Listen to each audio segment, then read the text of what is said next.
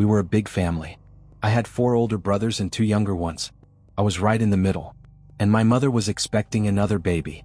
It was going to be the first time we'd have a baby sister.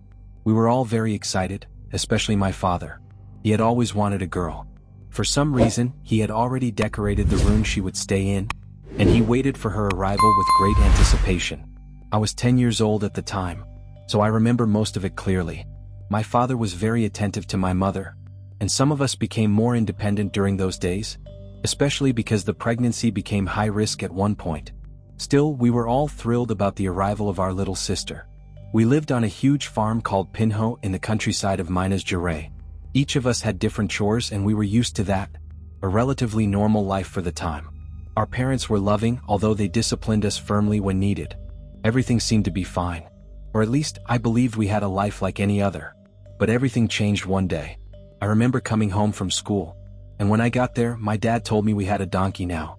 I thought it was strange. I couldn't imagine what use a donkey would be, since we already had a horse. He said he hadn't bought it. The donkey had just shown up on the property. He asked around the neighboring farms, but everyone swore it wasn't theirs. My dad said the donkey was probably lost, and since it wasn't branded, we'd keep it and figure out a use for it later.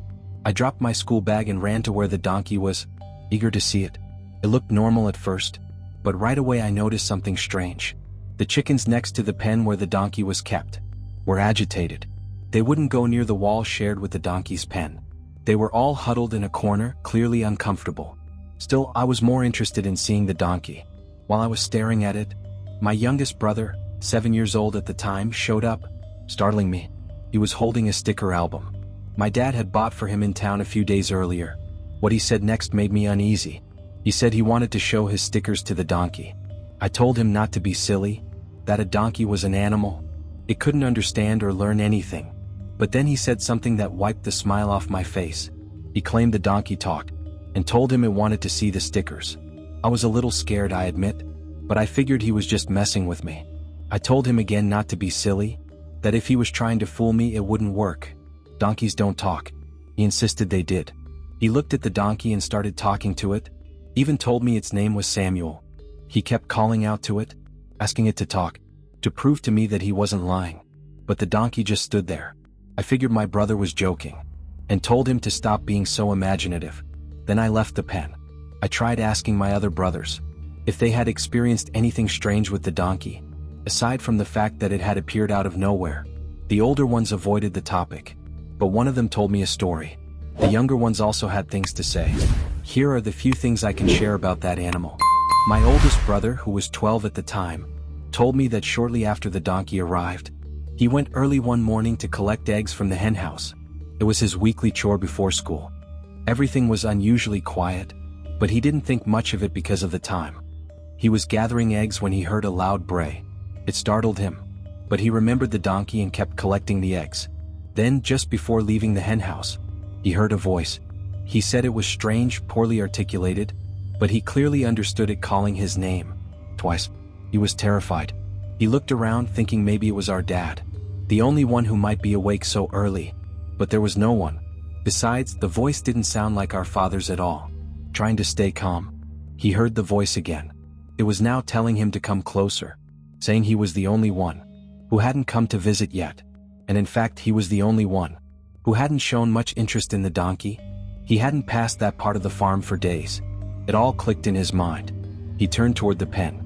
Part of him wanted to see if someone was inside playing a prank, but another part knew that none of us would wake up that early just for a joke.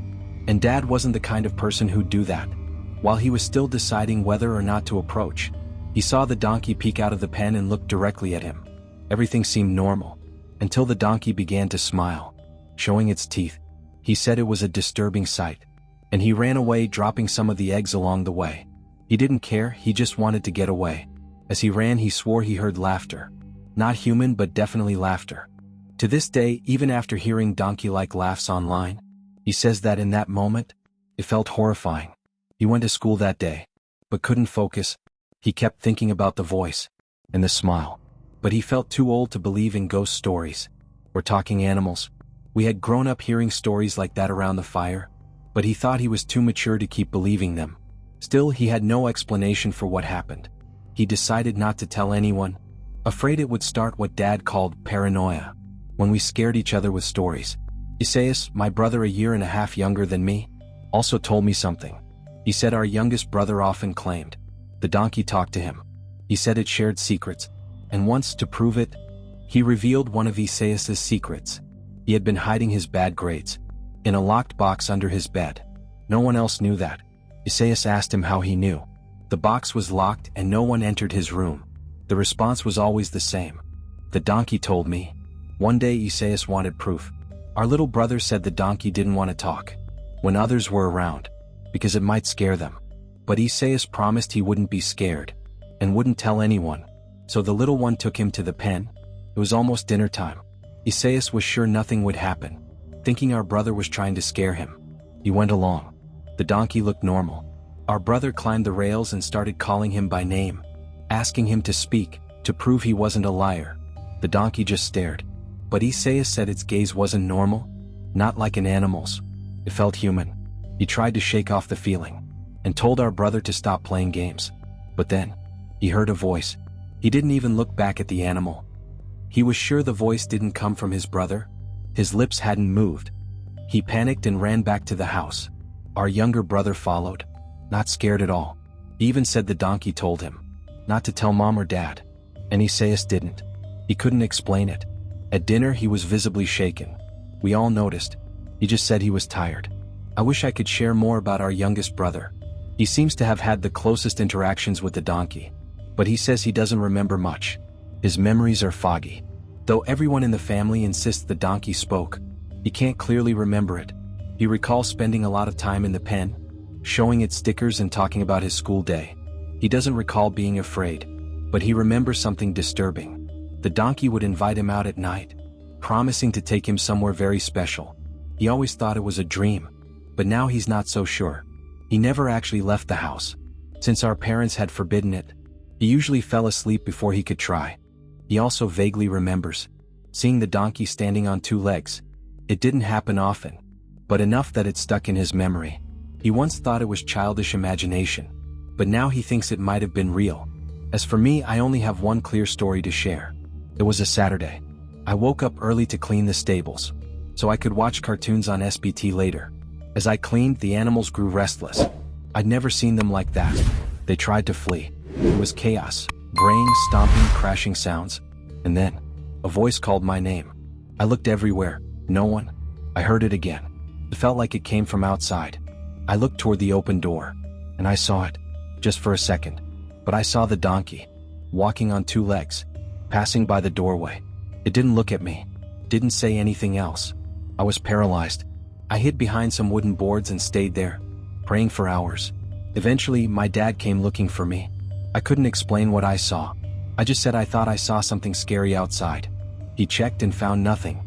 He finished the cleaning for me. I stayed indoors all day, terrified. We had other encounters, mostly just voices or laughter, when near the pen. Eventually, my brothers and I formed a silent agreement. Avoid the donkey. Don't tell our parents. I wasn't there for what happened next. Only my oldest brother was. He never talks about it, gets upset if I ask. But I'll tell you what little my father shared. It was a Monday. Dad took us to school except my oldest brother, who had a fever and stayed home with Mom. She was making cold compresses for him, and went to the living room to watch TV.